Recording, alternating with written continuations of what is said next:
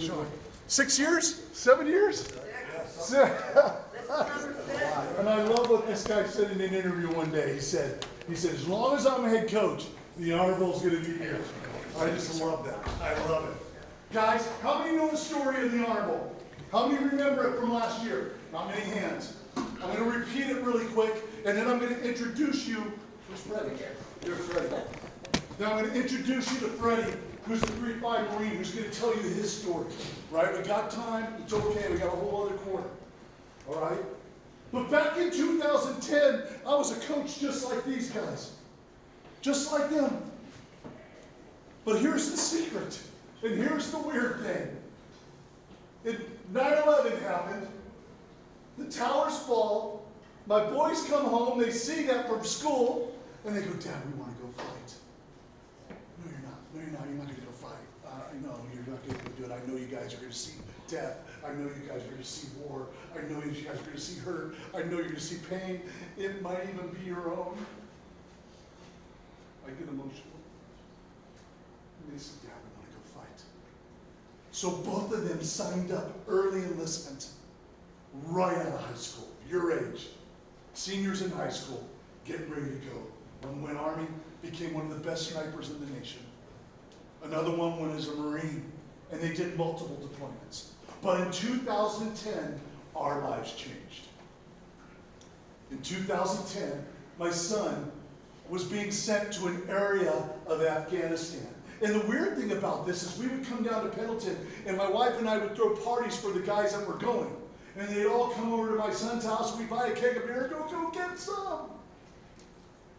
But my son never told me where he was going until that day. He said, Dad, let's take a walk. And so we took a walk, he put his arm around me, and I'm like, son, what are you doing? You haven't told me yet, man. What's happening? I'm kind of worried. Blah, blah, blah. He goes, Dad, we're going to sing in Afghanistan. It's in the Helmand province. Do yourself a favor. Don't Google it. As a father, what do you think I did? Immediately started, what's it saying? What it is? I found out at that time that the British Royal Marines from the UK had occupied this territory. They had occupied it for 4 years, and during that 4-year span, over 100 of them were killed. Almost 1,000 of them had lost their legs, were mortally wounded. I found this out. I'm going, oh my God. Son, is this where they're sending you? He goes, yes, we're going to win. My son said, when they were landing in their fob, they were surrounded by white flags. Now, what do we think when we think of a white flag? Surrender, right? Not to the Taliban. The Taliban put these sheets on the ground, and in spray paint, they spray paint, death to the Americans, death to the infidels. That's you. That's you guys. They're landing, and around a mile down the road, boom! They hear this large explosion.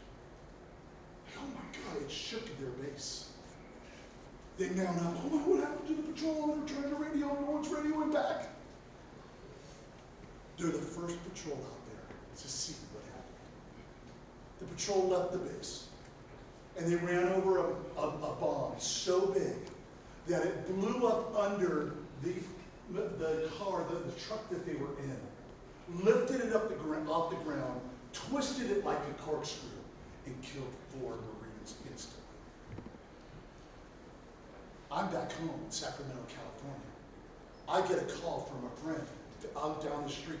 He says, Coach, he goes, hey, your son's a Marine, right? And I go, yeah. And he goes, hey, something happened in my neighbor's house. So it's not good. I heard screams. Strange. It hit home. And then it gets really weird. I get to know the family close enough to where they said, Coach, we want you to eulogize your son. So I got the honor of burying him and singing the words before they lowered him in the ground. It was an honor I won't forget. 2 days later, I get a call from my son in Afghanistan. He's on the satellite phone. And satellite phones, when you get that ring and they're talking to you, because we're in freaking war, he calls me up, Dad. I said, you okay? What's going on? What do you need? What's happening? He goes, Dad, my colonel tells me that there was a coach that eulogized a Marine by the name of Victor Dew. Was that you? And I said, yes, that was me. And he starts crying. He goes, Dad, I was there. I cut him out of the game. Afghanistan, Sacramento, football, all came together. I'm telling you guys a story because I want you guys to know the story of the Honor Bowl. This is much more than a football game. This is you guys, by the spirit of your athleticism, going out there and playing a game for wounded, injured, and ill veterans. This is your way of giving back. This is your school's way. This is your coach's way. This is you. This is Don's football. Guys, it's a tremendous honor to be a part of this. It is an honor to bring this to your school. I want you guys to always know that. And I want you guys to go out there and play a game that you've never played before. In honor of the Marines, the soldiers, the men and women that have fought and bled and died for our freedom. Now I want you to meet one of those Marines. Let's give it up for Gunnery Sergeant Freddie Torres.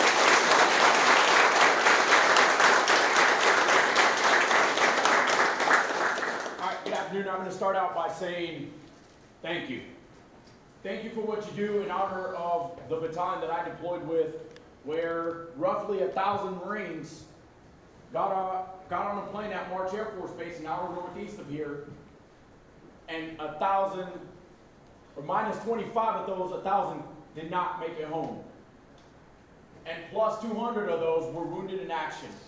So thank you for what you do in honor of playing for those Marines that are no longer with us. Again, my name is Gunnery Sergeant Freddie Torres. I was born in Tucson, Arizona. At the age of 18, I joined the Marine Corps, and I was stationed here in San Diego on Camp Pendleton. I served with Victor Dew, one of the Marines that was killed in that Humvee, and I served with Coach Soto's sons out in Afghanistan. That was my third deployment going out there. Now I'm going to share a story with you that hopefully you can correlate football with, and when you're going through some adversity or challenges, you can use this story for a little bit of motivation and your benefit to overcome the adversity. So I'm going to fast forward that deployment December 2010, December 30th specifically, right before New Year's. A patrol went out. If you can picture, if you've watched it, Lone Survivor with Marcus Luttrell, when they're on the top of the mountain, they're overseeing, they got Overwatch, that little village. Mud huts, dirt, roads, dirt alleyways. This patrol on December 30th of 20 Marines goes out for about 4 hours. They gather intelligence, they talk to the local nationals, and they're on their way back to the PB, the patrol base. They're on their way back, and as they're making entry, the back side of that patrol, one of the Marines steps on a roadside bomb, an IED, an improvised explosive device.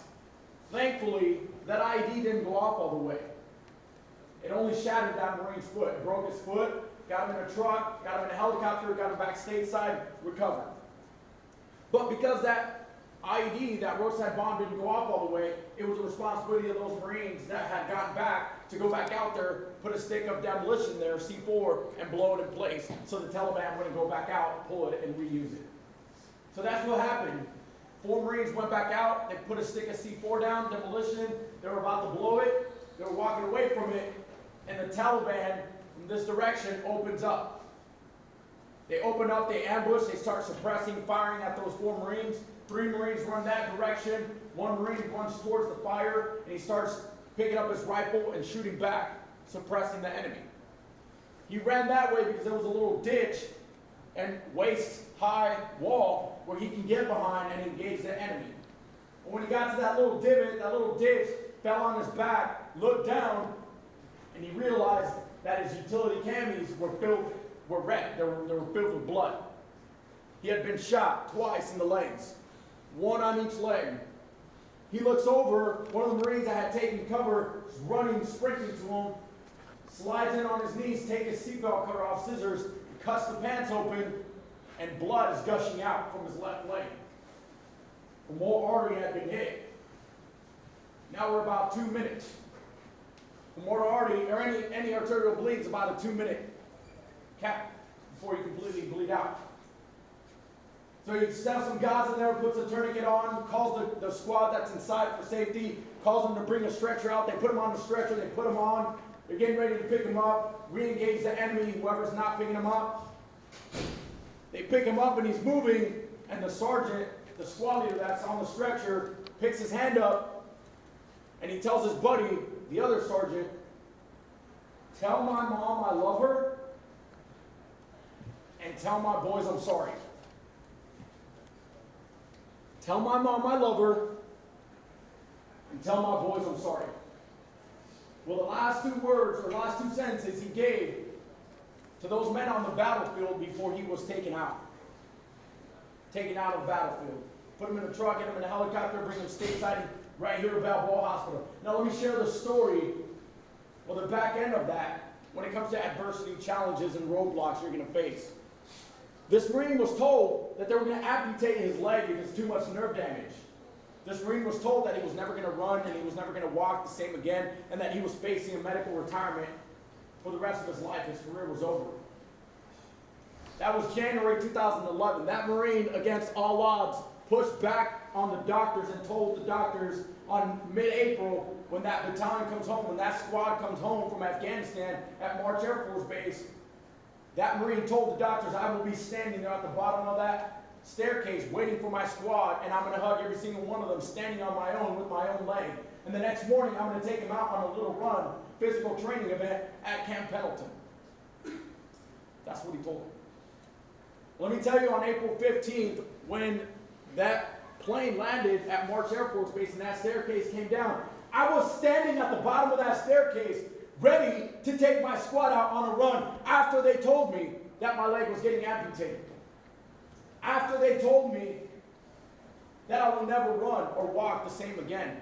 After they told me my career was over and that I was looking at a medical retirement. Now I share that with you because you might have faced an injury, adversity, some sort of big deal where somebody told you you weren't going to do it, you can't do it, you won't do it, and maybe you did fail at it. Maybe you're in that position right now. You have 2 choices. You can be a failure, you can fail at something, stand up, dust yourself back up, get up, do great things from it, or you can accept being a failure. There's a difference. And I share this with everybody now.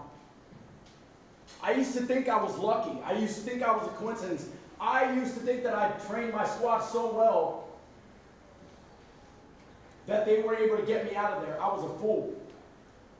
So that I know that's my testimony. God kept me around for a reason. God kept me around so I can stand here and share my story with you. That's my testimony. And here I was thinking for the longest time it was a warrior case study, and that's what people called it. And that I was lucky. I was far from that. That was God keeping me around. So that I can share my story with you, share my story with the Honor Bowl. So go out there, football field, I'll close out with the 3 things I tell my Marines. Physical, mental, character, discipline. You have to have all 3 of them in order to do what we do. You have to be physically fit, mentally fit, and you have to have good character, because at the end of the day, your name is what follows you. How you do your work ethic, your passion, your drive out there, your drive off the field. What type of person are you back home, outside of school, with your parents, with your brothers, with your sisters, with your family, with your friends, your girlfriend, whatever it is, boyfriend. I challenge you, next time you're facing something, people tell you you can't, shut them up and do it. Thank you again. Thank you for the opportunity to let me stand up here, and thank you for playing for the Honor Bowl. Thank you.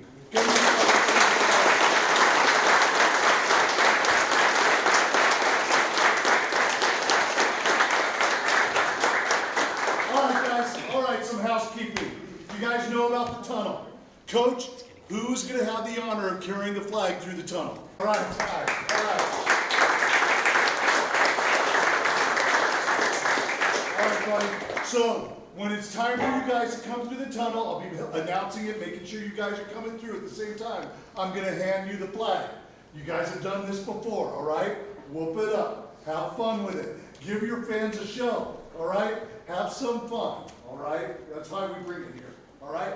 After the game, we will be giving out one MVP and one character award winner. One of you guys will be winning that. The media votes on the MVP. The character is voted on by the coach, all right? And after that, we will be handing this coach the championship trophy, right?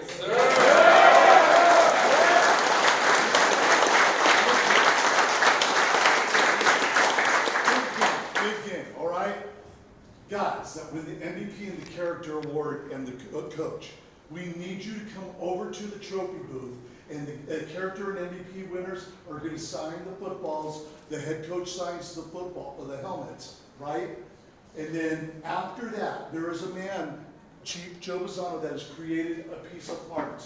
We're going to ask you guys to place a screw in that art, all right? The reason why we want you guys to do that is because that piece of art is going back to hang in John Lynch's office at 49ers Levi Stadium, all right? So we want to gift them with a gift from the Honor Bowl for them being a presenting sponsor. So thank you for doing that, okay? Now listen, the 3-5 have a saying. Stand up, let's go. You guys know it. It's 3, when I say 3-5, you guys say get some. You got it? 3-5! Get some! Get some! Get some! Get some, guys, let's go!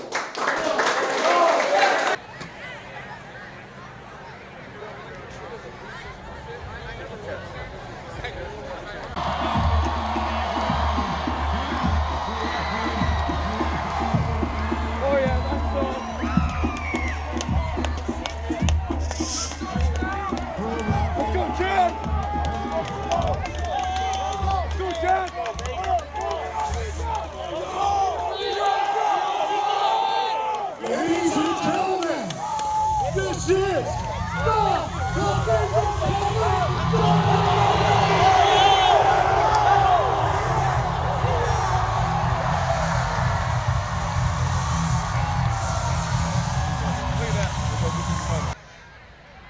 Ladies and gentlemen, welcome to the 2023 Honor Bowl. We'll have some distinguished guests, but before that happens, color guard, advance.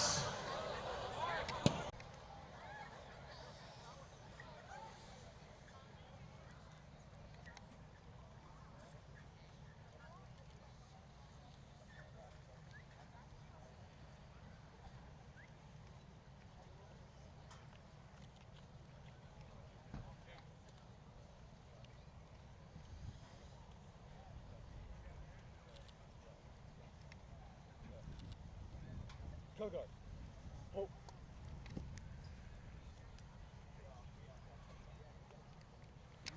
Man or woman is lost in the battlefield. It has become customary to raise their rifle pointing down. Along with their boots and helmet, surviving members of their squad gather around and memorialize their fallen comrades. Some of those will pray, others might tell personal stories, but make no mistake. This is a ceremony that is taken very seriously. Because every soldier knows the next ceremony might be for them. When a rifle is down to the ground, it is a memorial of a soldier killed in action.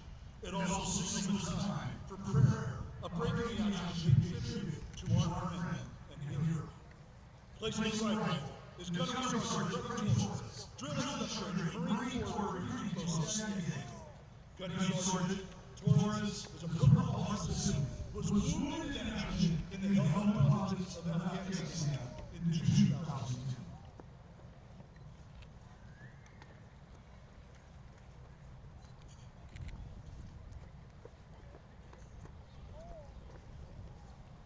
Colonel Mountains represents the final march of the soldiers last round.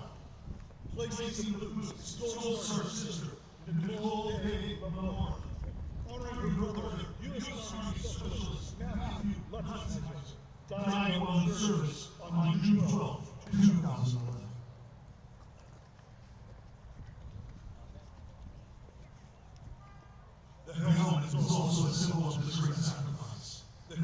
being placed by U.S. Navy Chief Petty Officer Joe Fasano, active duty reserves, and the creator of Fasano Artistry.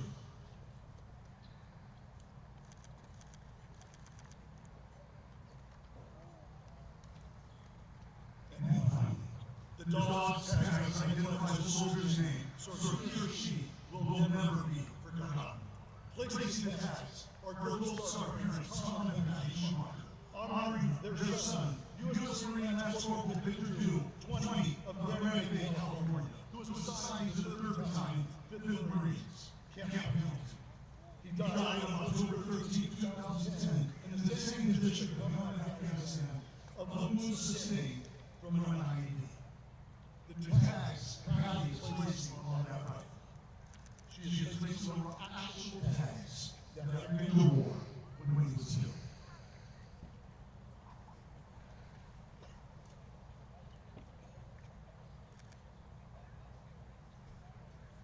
Now, ladies and gentlemen, while you are still standing, our gold star families and military members are centered on the 50-yard line. We would like to acknowledge our new fallen national training in the August of 2024. No family ever wants to become the gold star bearer in their hearts forever. At this time, we will honor our new 3 heroes by 21. Say, Spencer Hall. Captain Eleanor V. LeBeau, 29 years of age. Say, Eleanor LeBeau. Major Thomas J. Lewis, 21. Say, Thomas Lewis.